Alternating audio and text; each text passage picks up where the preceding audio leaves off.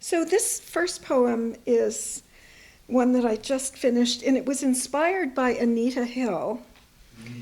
Um, it's, it's called Christine Blasey Ford. And interestingly, John Oliver interviewed Anita Hill and asked her, if this were to happen today, after the Me Too movement, what do you think would happen? And she said, oh, it wouldn't even get out of committee. Someone who was accused by a woman, wouldn't even get out of committee. And 6 months later, Christine Blasey Ford, so sorry. Believe it when she counsels you to become husband to yourself. When she tells you the world wants women to be like water, easy, calm, a refreshment to be dived into, consumed.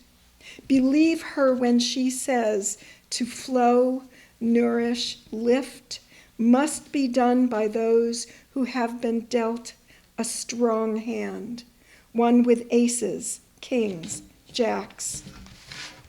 But must we be water's hard side, which breaks stone, mud, bone, wears arches into rocks, sculpts basalt, carves its initials into landscapes? Against this current, we ice over. As the world speeds along, velocity batters with slivers, wood, earth, insult, ignominy. So I understand why it had to have been a woman who invented Kevlar.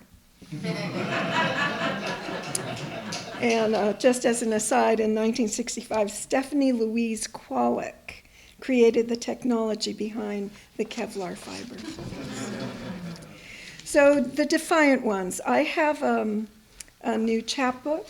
It's called The Virgin Turtle Light Show, Spring 1968. It's available on Latitude 34 Press. And it's 18 connected sonnets, linked sonnets. So I'm going to read a few of them to you. By virtue of the time period, every sonnet is about a defiant one. I'm just going to go from one to the other without any explanation. And I'll just read the title, which is a number. So the first one is 4. With peace signs painted on cardboard, t-shirts, cheeks, we hunkered, cross-legged, elbows linked, singing Country Joe and Dylan into the damp gray cast down from the federal building, facing a sour green picket, nervous boys who cradled carbines, turtle helmets strapped tight across their chins. Next to me, Lightning, nicknamed for the purple thunderbolt on his forehead, awarded months before by a rifle butt at a march gone bad, whistled, "Feel like I'm fixin' a dye rag." He blew intricate smoke rings that came within inches of a recruit's nose.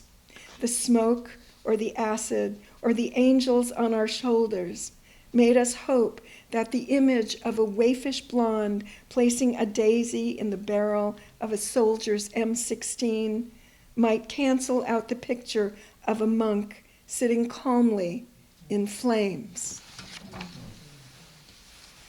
10. Veterans of foreign wars and American legionnaires like my parents sported olive drab garrison caps with embroidered insignia and "My country, love it or leave it" bumper stickers on their cars.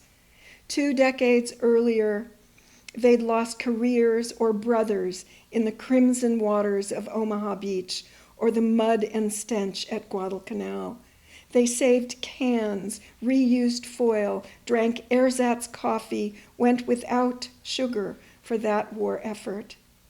So despite my protests, Mom would swear in Italian, raise a fist, but Dad might spit when a pinko long hair and a fringed jacket would flash them the peace sign.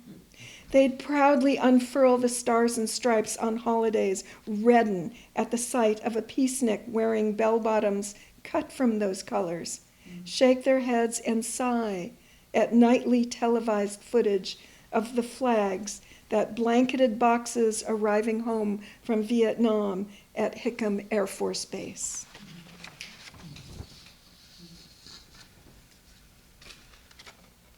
"13. Raised on images, we'd watched a freckle-faced puppet amble across our 10-inch screens, watched Captain Kangaroo pull puppies out of his pockets, wanted to be or to date Annette, watched rockets carry dogs, chimps, then men into orbit.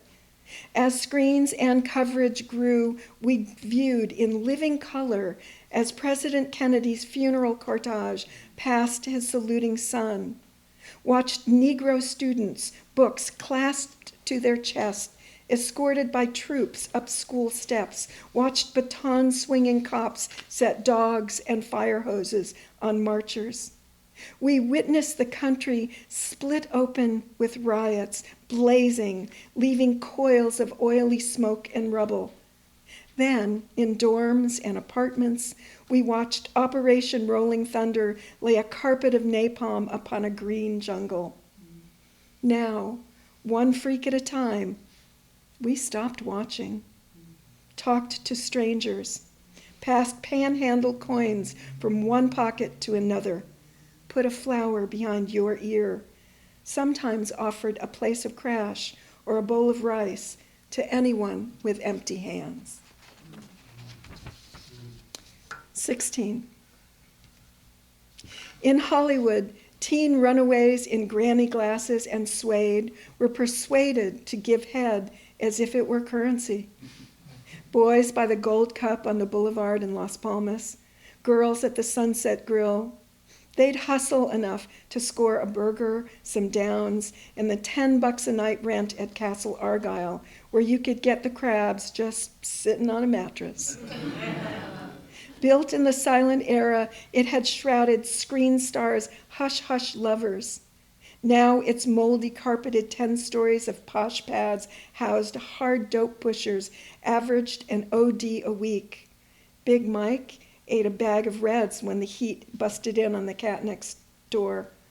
16-year-old Maya came to trade sex for drugs, found him face down, cold, cleaned him up, swaddled him in her orange kimono before she dropped a dime to the man, then hitched to the free clinic on Fairfax to get a shot of penicillin for whatever she picked up along with her free love. And lastly, number 11. Pete Seeger sang, "And they all get put in boxes and they all come out the same." So we broke with the establishment, burned the directions we'd been handed, made blueprints of our own. Some took to the roads with the guitars and army surplus bedrolls slung over Levi jackets. Dennis and Paul got shaved heads and 30 days in jail in Pecos, Texas for a dim light over their license plate. Ellie and Jen built geodesic domes in the high desert, loomed fabric, raised bees. Some tribes were true communes where contribute what you are best at was the rule.